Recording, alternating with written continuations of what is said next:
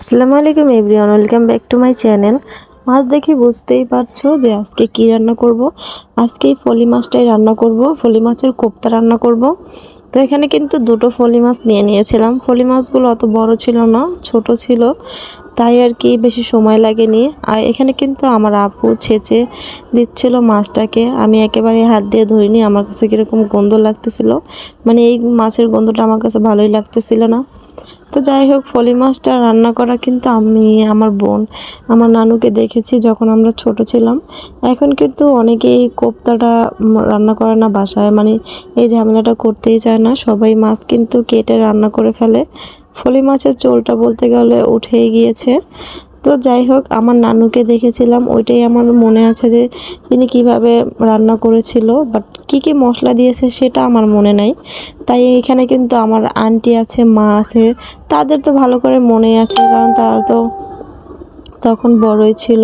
তো এই মশলাগুলো কিন্তু সবগুলোই আমার আন্টি দিয়ে দিয়েছে, বলেছে যে আমি দিয়ে রেখে গেলাম, তুমি ভালোভাবে বলে দিও যে এখানে কি কি মশলা আছে। তো এখানে কিন্তু পেঁয়াজ কুচো করে দেয়নি, পেঁয়াজটাকে কিন্তু মানে কেটে একটু পাটায় ছেঁচে নাকি নানু দিত। বেটে দিলে বলে ভালো লাগে না, নিফিস হয়ে যায়, ভালো লাগে না, একটু ছেঁচে দিয়েছিল। কেটে ছেঁচে দিয়ে দিয়েছিল, আর দিয়েছে আদা বাটা, রসুন বাটা, জিরা বাটা, মানে সব কিছু অল্প অল্প, আর একটু ধনিয়া গুঁড়ি আর হলুদের গুঁড়া, মরিচের গুঁড়া, কাঁচামরিচও অ্যাড করছে, বেটে দিয়েছিল। যাই হোক, সবগুলো উপকরণ কিন্তু আমার মা এখানে ভালোভাবে মিশিয়ে নিচ্ছে। আমার আন্টি দিয়ে চলে গেছে, তারপরে মা কিন্তু মাছটার ভিতরে ভরে দিয়েছিল। আমি বললাম তো ধরিয়ে নিয়ে হাত দিয়ে। তারপর দেখতে পেয়েছিলে যে এখানে একটু কিন্তু সরিষার তেলটা ইউজ করেছিল।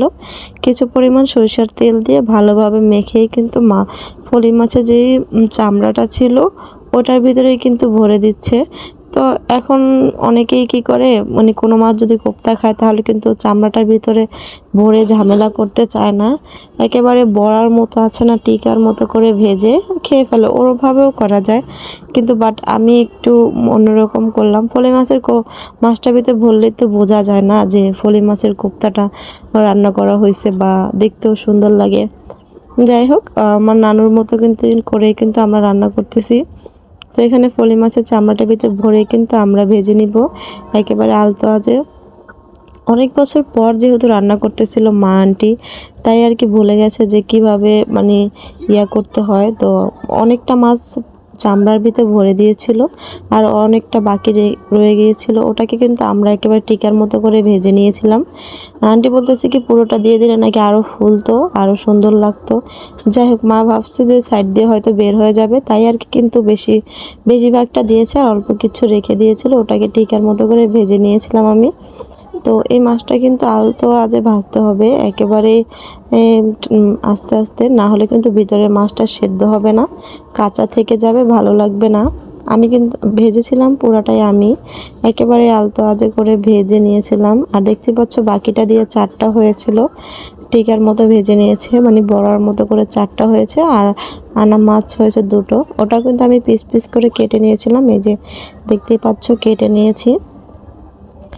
যাই হোক, আমার ফলি মাছের রেসিপিটা যদি তোমাদের ভালো লেগে থাকে তাহলে কিন্তু অবশ্যই বাসায় ট্রাই করতে পারো। একেবারে ঝামেলা নেই, বাটাবাটির কোনো ঝামেলা নেই, ছেঁচেই রান্না করা যায়। তো যাই হোক, আজকের ভিডিও এই পর্যন্ত। আল্লাহ হাফেজ।